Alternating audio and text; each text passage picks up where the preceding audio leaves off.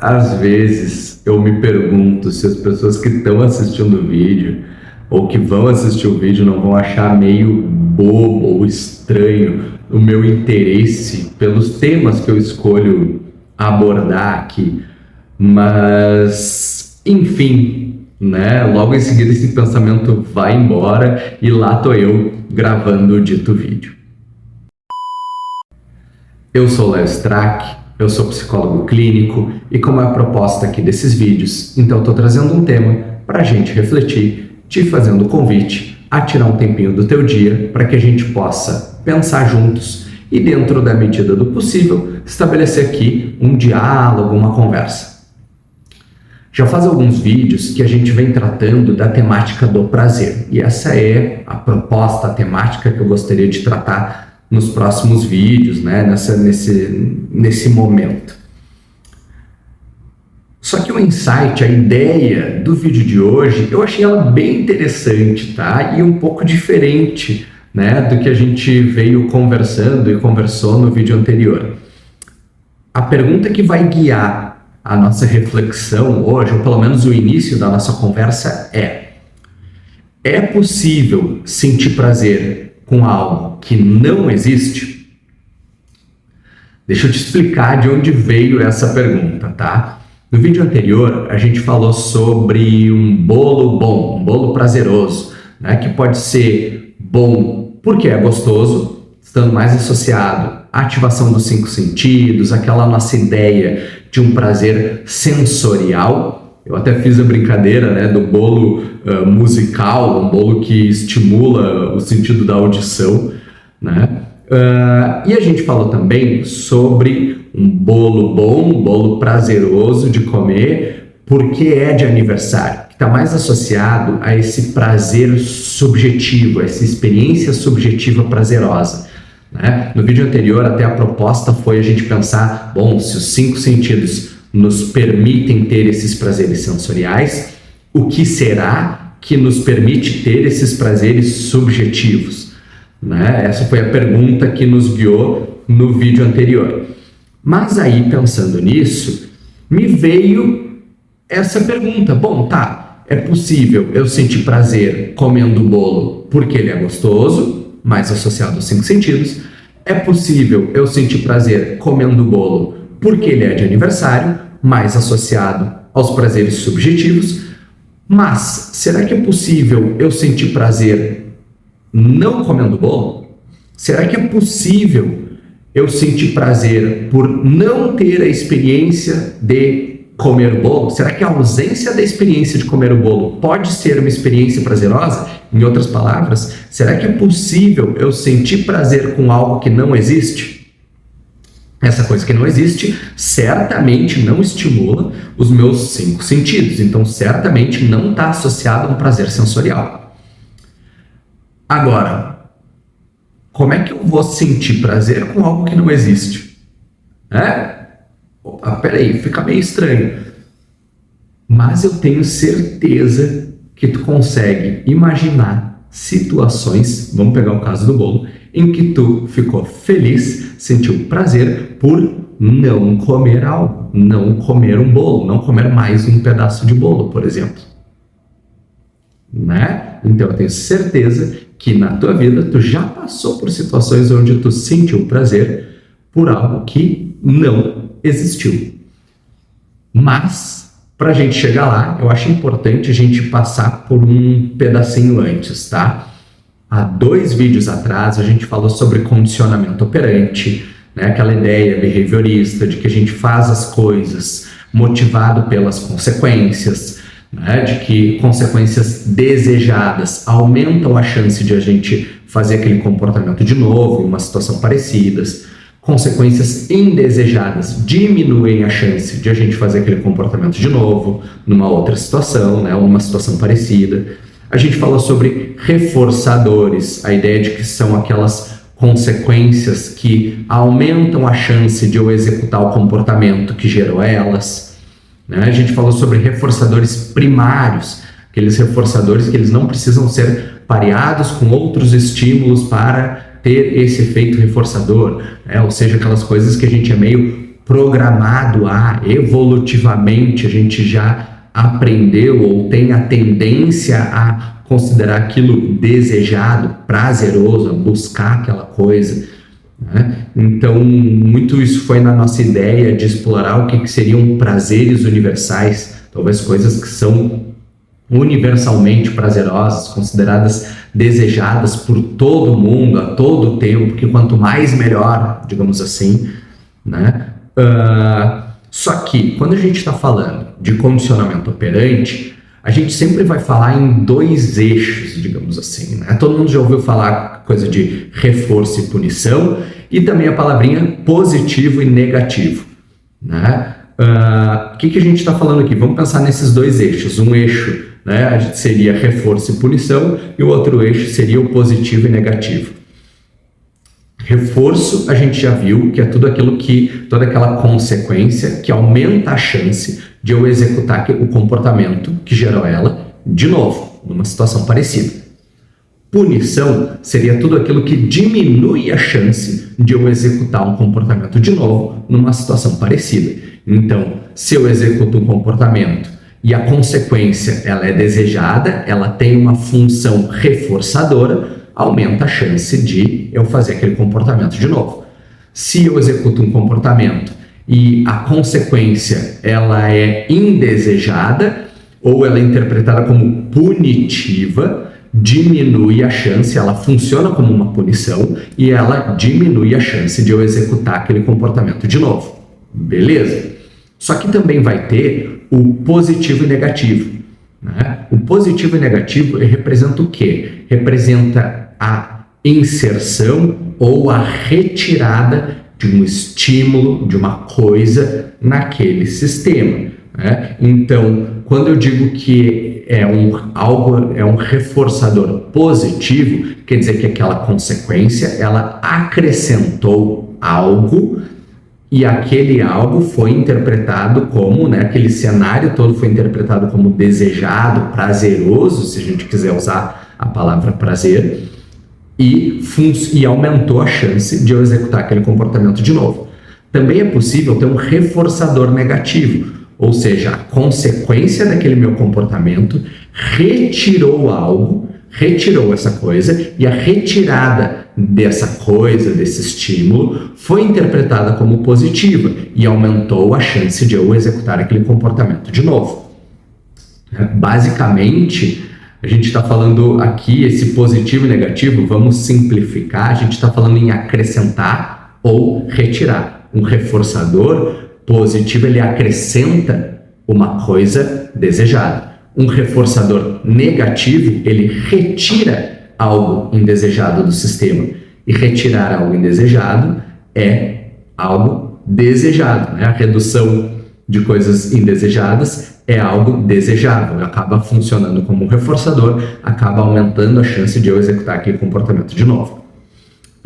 Quando a gente está falando de uma punição, também vai existir punição positiva e punição negativa. Uma punição positiva, ela acrescenta um estímulo, uma coisa indesejada, né? E aí aquele cenário todo se torna indesejado e acaba diminuindo a chance de eu executar aquele comportamento de novo.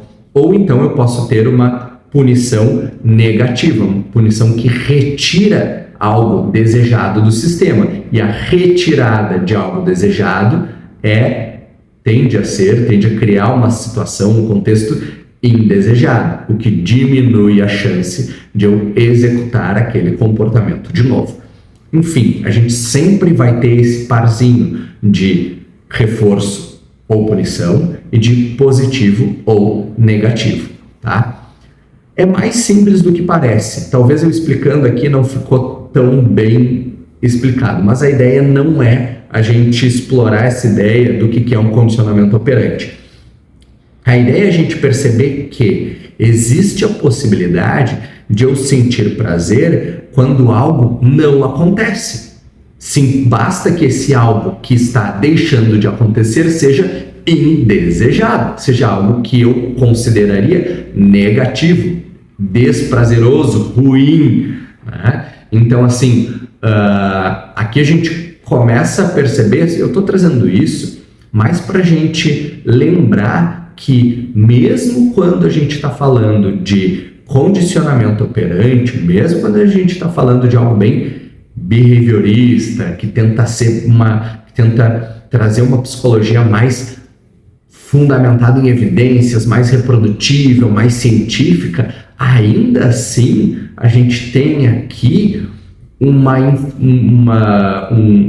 influência muito grande da percepção. Ainda assim, é difícil a gente falar em um prazer universal, ou em uma dor, ou em algo que seja universalmente indesejado ou desprazeroso, né? Essa universalidade ela é bem difícil de a gente encontrar quando a gente está falando de prazer, principalmente quando a gente está falando desse prazer subjetivo, para a gente ver como é muito pessoal, muito subjetivo, ainda que a gente esteja falando de algo que tem uma proposta de ser pé no chão, reprodutível, científico, como condicionamento operante.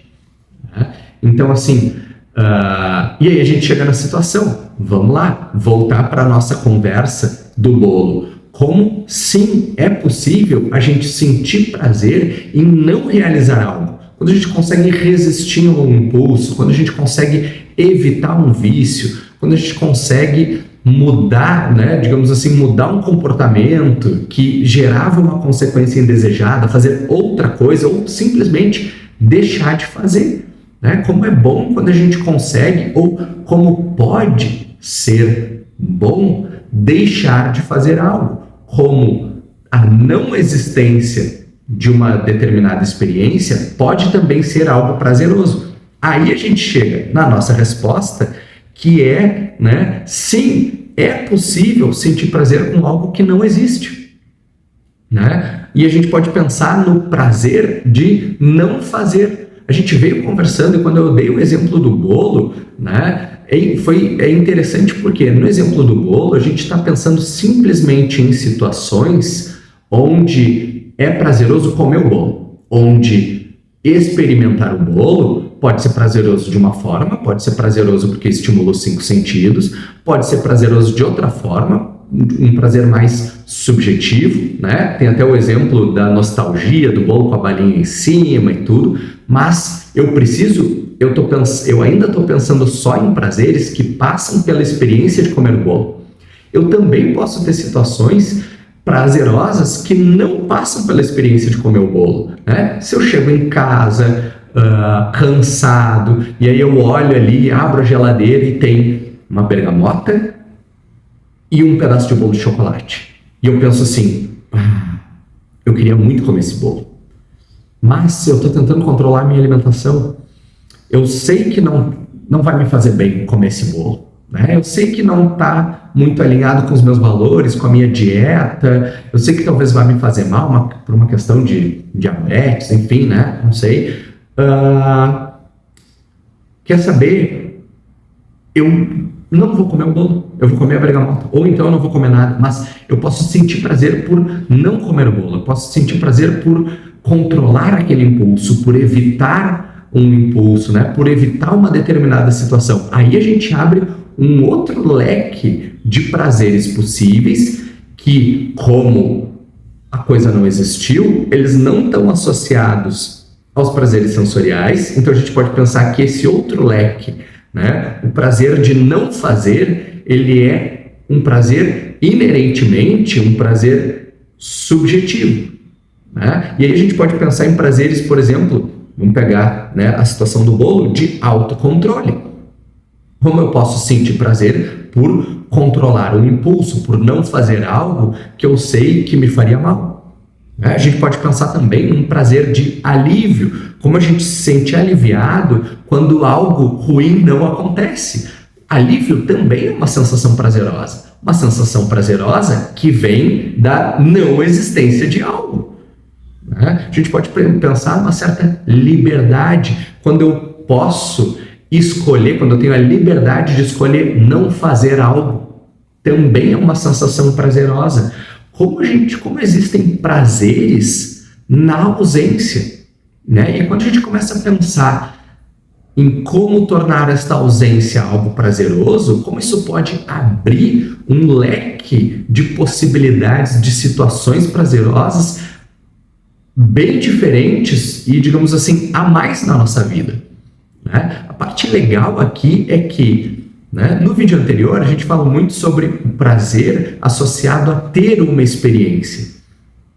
Nesse vídeo, a ideia é a gente chegar a essa conclusão, a gente ter esse insight de que também é possível ter prazer na não existência. Quando a gente pensa dessa forma, vamos ver assim, né? Na nossa vida a gente está sempre experimentando coisas, algumas coisas, e não experimentando outras. A gente está o tempo inteiro nessa existência de algumas coisas e inexistência, não existência de outras, né? Então, de certa forma, toda situação pode ser prazerosa. Toda a nossa vida, seja ela envolvendo a existência de algo ou a não existência de algo, ela pode ser prazerosa, porque a gente sabe que eu posso sentir prazer experimentando algo, existindo, né, digamos assim, com a existência de uma determinada experiência, por exemplo, de comer o bolo, mas eu também posso sentir prazer com a inexistência de uma experiência, por exemplo, não comer o bolo.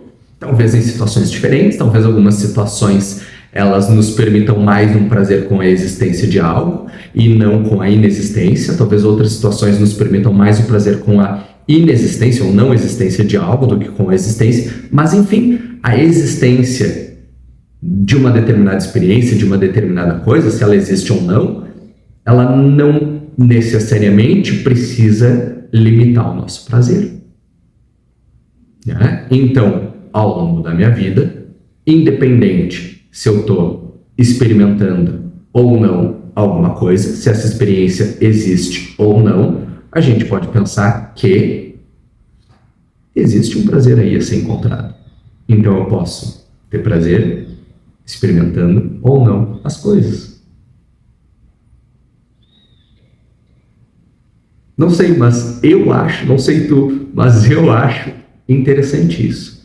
Porque agora a gente tem um outro mar aí, um outro horizonte de prazeres possíveis na nossa vida.